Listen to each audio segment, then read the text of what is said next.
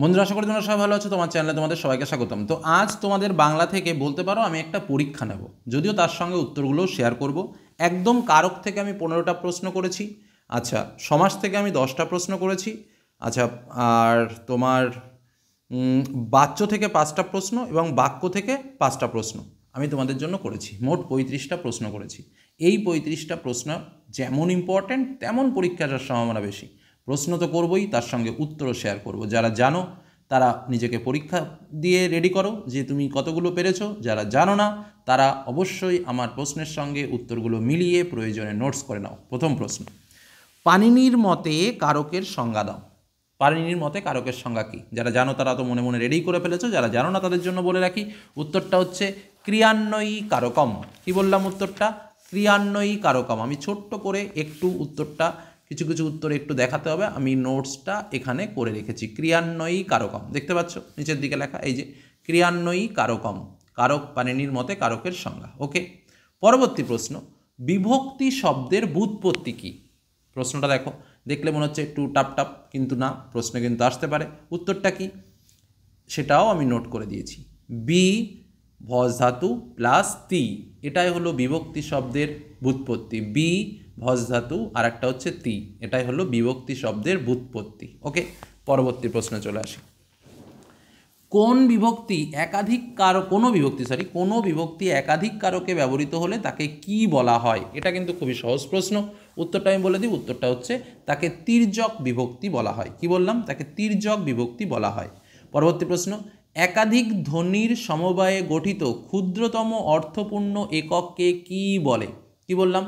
একাধিক ধ্বনির সমবায়ে গঠিত ক্ষুদ্রতম অর্থপূর্ণ একককে কি বলে?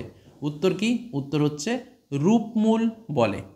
পরবর্তী প্রশ্ন, অনুসর্গের ব্যুৎপত্তি কী? যেমন বিভক্তির ব্যুৎপত্তি, অনেক এবার বলছি অনুসর্গের ব্যুৎপত্তি কী। যারা জানো তো ভালো, যারা জানো না তারা নোটস করে নাও, আমি নোটস করে রেখেছি। অনুযুক্ত শ্রীজ ধাতু যুক্ত অ। কি বললাম? অনুযুক্ত শ্রীজ ধাতু যুক্ত অ, এটাই হচ্ছে অনুসর্গ এর ব্যুৎপত্তি। যাই হোক, পরবর্তী প্রশ্ন, ক্রিয়াপদের সঙ্গে বিশেষ্য ও সর্বনাম পদের সম্পর্ক কত প্রকার? ক্রিয়াপদের সঙ্গে বিশেষ্য ও সর্বনাম পদের সম্পর্ক কত প্রকার? উত্তর হচ্ছে 6 প্রকার। পরবর্তী প্রশ্ন, কর্ম ও ভাববাচ্যের কর্তাকে কি বলা হয়? এটা কিন্তু খুবই সহজ প্রশ্ন। উত্তর কী হবে? উত্তর হচ্ছে অনুক্ত কর্তা বলা হয়। পরবর্তী প্রশ্ন, রাম সুন্দর গান গেয়েছিল। এই যে গান গেয়েছিল, এটা কি সমধাতুজ করণ, সমধাতুজ কর্ম নাকি অধিকরণ? তাহলে কী হবে উত্তরটা? উত্তরটা হচ্ছে মানে সবই কিন্তু সমধাতুজ, বুঝে নেবে কিন্তু, সমধাতুজ করণ, সমধাতুজ কর্ম, সমধাতুজ অধিকরণ। তো উত্তরটা কী হবে? রাম সুন্দর গান গেয়েছিল, এটা হচ্ছে সমধাতুজ কর্ম। ওকে, পরবর্তী প্রশ্ন, যে বিশেষ্য বা সর্বনাম পদের সঙ্গে অন্য কোনো বিশেষ্য বা সর্বনাম পদের সম্পর্ক থাকে কিন্তু ক্রিয়ার সাথে কোনো সম্পর্ক থাকে না, তাকে কি বলে? প্রশ্নটা আবার বুঝে নাও। যে বিশেষ্য বা সর্বনাম পদের সঙ্গে অন্য কোনো বিশেষ্য বা সর্বনাম পদের সম্পর্ক থাকে কিন্তু ক্রিয়ার সাথে কোনো সম্পর্ক থাকে না, তাকে কি বলে? তাকে কি বলে? উত্তর হচ্ছে তাকে সম্বন্ধ পদ বলা হয়। তাকে কি বলা হয়? সম্বন্ধ পদ বলা হয়। পরবর্তী প্রশ্ন, বাংলায় বিভক্তি প্রধান কারক কি কি? বাংলায় বিভক্তি প্রধান কারক কি কি? আচ্ছা, উত্তর কি হবে? বিভক্তি প্রধান কারক হলো কর্মকারক।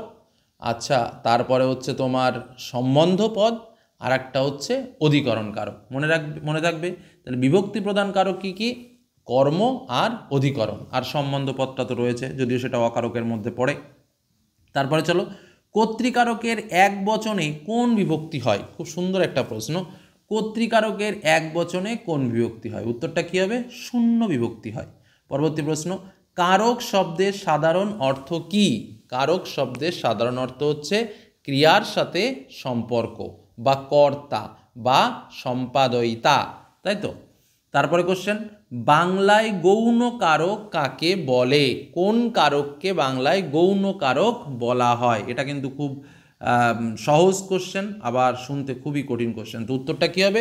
উত্তরটা হচ্ছে কর্তৃকারক। কর্তৃকারককে কিন্তু বাংলায় গৌণ কারক বলা হয়। পরবর্তী প্রশ্ন, অনুসর্গ প্রধান দুর্বল কারক কোনটি? কি বললাম? অনুসর্গ প্রধান দুর্বল কারক কোনটি? অনুসর্গ প্রধান দুর্বল কারক হচ্ছে তোমার কর্মকারক। কি কি বললাম? অনুসর্গ প্রধান দুর্বল কারক হচ্ছে কর্মকারক। পরবর্তী প্রশ্ন, ক্রিয়ার উৎস কাকে বলে? ক্রিয়ার উৎস কাকে বলে? ক্রিয়ার উৎস বলা হয় অপাদানকে। কি বললাম? ক্রিয়ার উৎস কাকে বলা হয়? অপাদানকে বলা হয় ক্রিয়ার উৎস।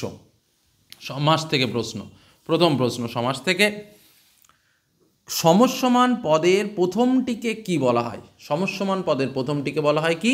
পূর্বপদ। কি বলা হয়? পূর্বপদ বলা হয়। পরের প্রশ্ন একদম সহজ প্রশ্ন, এই প্রশ্নটার উত্তর আমি বলবোই না।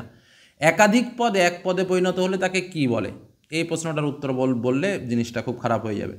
পরেরটা, ব্যাকরণে সমাস শব্দের অর্থ কি? ব্যাকরণে সমাস শব্দের অর্থ হলো কি? বলবো সংক্ষেপ। কি বললাম?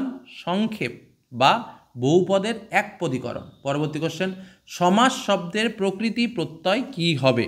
সম যুক্ত অর্ধাতু যোগ অ। এটা আমি একটু নোটস করে নিয়েছি তোমাদের দেখানোর জন্য, দেখে নাও, এইটা হচ্ছে উত্তর। সম যুক্ত অর্ধাতু যোগ অ, গঙ্গ প্রত্যয়। ঠিক আছে, তো এটা হলো সমাস শব্দের প্রকৃতি প্রত্যয়। ওকে, পরবর্তী প্রশ্ন, যে সমাসে পূর্বপদের বিভক্তি লোপ পায় তাকে কি বলা হয়? যে সমাসে পূর্বপদের বিভক্তি লোপ পায় তাকে বলা হচ্ছে লুক সমাস। কি বললাম? লুক সমাস বলে। পরবর্তী প্রশ্ন, পূর্বপদ বিশেষণ ও পরপদ বিশেষ্য হয় কোন সমাসে? কী হবে উত্তর? কর্মধারায় সমাসে। পরের প্রশ্ন, আধুনিক ভাষাবিজ্ঞান মতে সমাস কত প্রকার? আধুনিক ভাষাবিজ্ঞান মতে সমাস হচ্ছে 3 প্রকার: দ্বন্দ্ব সমাস, ব্যাখ্যামূলক সমাস আর বর্ণনামূলক সমাস। প্রথাগত ব্যাসবাক্য হয় না কোন সমাসে? প্রথাগত ব্যাসবাক্য কোন সমাসে হয় না? উত্তর হচ্ছে নিত্য সমাসে। পরবর্তী প্রশ্ন, সমস্যমান পদের সমার্থক পদ ব্যাসবাক্যে ব্যবহৃত হয় কোন সমাসে? উত্তর কী হবে? নিত্য সমাসে। আবারও বলছি, সমস্যমান পদের সমার্থক পদ ব্যাসবাক্যে ব্যবহৃত হয় কোন সমাসে? উত্তর নিত্য সমাসে। একটি সহার্থক বহুব্রীহির উদাহরণ দাও। সহার্থক মানে স থাকবে, সবল, সবেগ, সবিনয়, এইগুলো।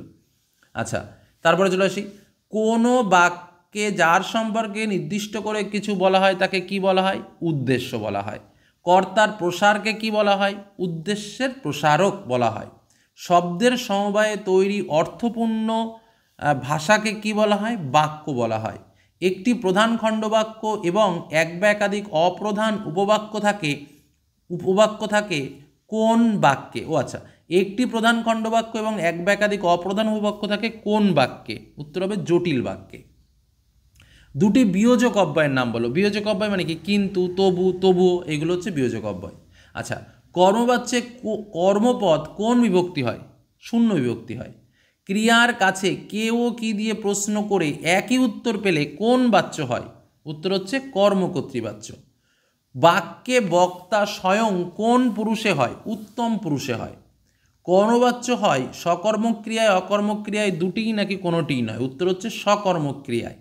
ভাববাচ্যের ক্রিয়া কোন পুরুষে বর্তমান থাকে? প্রথম পুরুষে বর্তমান থাকে। তো প্রশ্নগুলো কেমন লাগলো? আর এই প্রশ্নগুলো কিন্তু একদম পুরো বাছা প্রশ্ন। এই প্রশ্নগুলো ভালো করে প্র্যাকটিস করো। এছাড়াও যে ব্যাকরণের ক্লাসগুলো নিয়েছি সেগুলো একটু ভালো করে প্র্যাকটিস করো। আশা করি ব্যাকরণ থেকে কোনো সমস্যা হওয়ার কথা নয়। তো প্রশ্নগুলো কিন্তু ভালো করে রেডি করে পরীক্ষার হলে যেও। ধন্যবাদ।